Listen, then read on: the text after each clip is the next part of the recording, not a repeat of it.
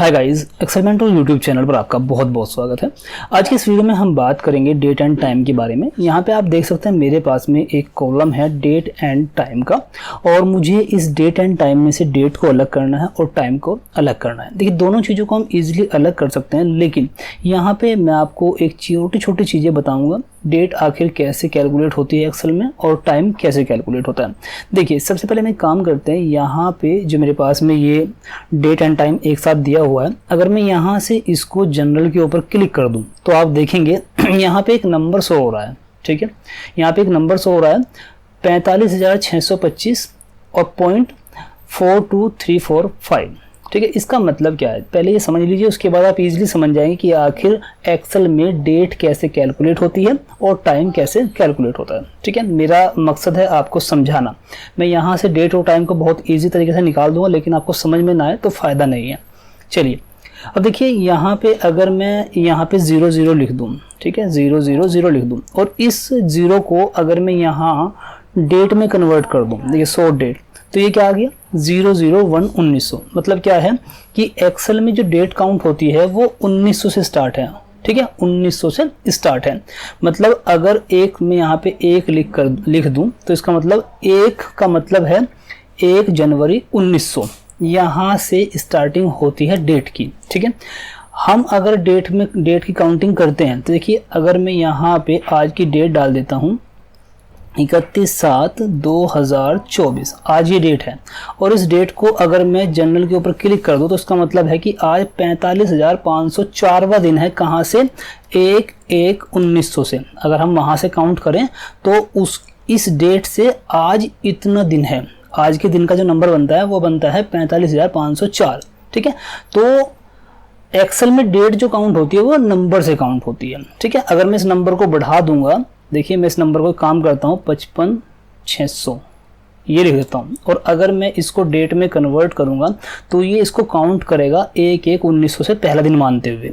देखिए, तो ये क्या हो गया 31/3/2052 को जा करके ये डेट ये दिन होगा, इतनेवा दिन 1900 के बाद के इतनेवा दिन होगा उस डेट को जो अभी 2052 की आई थी। ठीक है, इसी तरह से अगर हम बात करें टाइम की, तो टाइम क्या होता है, जैसे मान लीजिए हमने कहा कि एक दिन में कितना टाइम, कितना घंटा होता है, एक दिन में होता है 24 घंटा। और अगर मैं 0.500 को अगर मैं यहाँ टाइम में कन्वर्ट करूँ तो देखिए क्या होगा, 12 बज जाएंगे पूरे, क्योंकि एक दिन का जो आधा होता है वो पूरे 12 होता है, क्योंकि पूरे दिन में 24 घंटे होते हैं। और अगर मैं इसको एक काम करता हूँ, मैं यहाँ पे जनरल में कन्वर्ट करके इसको मैं यहाँ पे करता हूँ ये। ठीक है, और अगर मैं अब इसको टाइम में कन्वर्ट कर दूं तो ये मेरे पास में होगा 8:24। ठीक है, तो अब आपको समझ में आ गया होगा कि आखिर किसी एक नंबर को अगर डेसिमल में कन्वर्ट कर दें, ठीक है, तो उसको अगर टाइम में कन्वर्ट करेंगे तो वो एक दिन को 24 घंटे कन्वर्ट करते हुए पॉइंट्स को कन्वर्ट कर देगा टाइम में। ठीक है, तो इसी तरह से यहाँ पे हो रहा है। मैंने अभी क्या किया था कि डेट एंड टाइम को हमने क्या किया, जनरल में कन्वर्ट करती है, उसका बन गया सीरियल नंबर। 1/1/1900 के बाद जो भी नंबर आज का बनता है दिन का वो यहाँ पे आ गया, और क्योंकि इसमें टाइम भी इंक्लूड था तो इसलिए यहाँ पे पॉइंट आ गया डेसिमल में। ये देखिए जो ये आ रहा है ना 0.42, ये टाइम है। टाइम मतलब जो अगला दिन है 625 के बाद का 626 जो आएगा वो तब होगा जब ये पूरा डेसिमल पॉइंट पूरा एक कंप्लीट हो जाएगा। एक कंप्लीट होने का मतलब है पूरा दिन कंप्लीट हो जाएगा। तो ये क्या करेगा, 0.42 को टाइम में कन्वर्ट कर देगा। ठीक है, चलिए अब एक काम करते हैं, अब समझ लेते हैं आखिर काम कैसे होगा।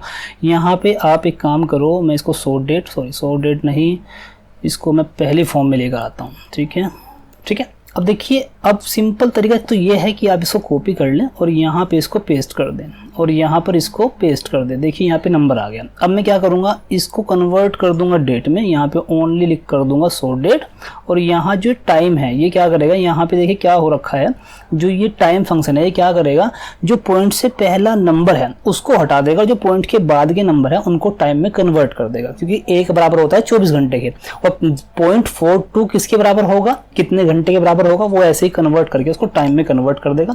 तो देखिए इस तरीके से आप डेट एंड टाइम को अलग अलग कर सकते हैं।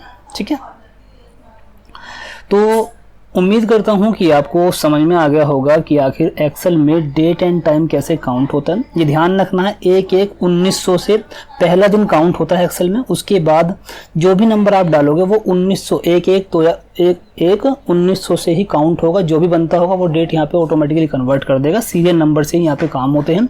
जो टाइम होता है वो डेसिमल पॉइंट से काउंट होता है। उम्मीद करता हूँ ये वीडियो आपको पसंद आया होगा। वीडियो पसंद आया तो प्लीज़ वीडियो को लाइक कर दीजिएगा और ऐसे ही इन्फॉर्मेटिव वीडियोस देखने के लिए चैनल को सब्सक्राइब कर लीजिएगा।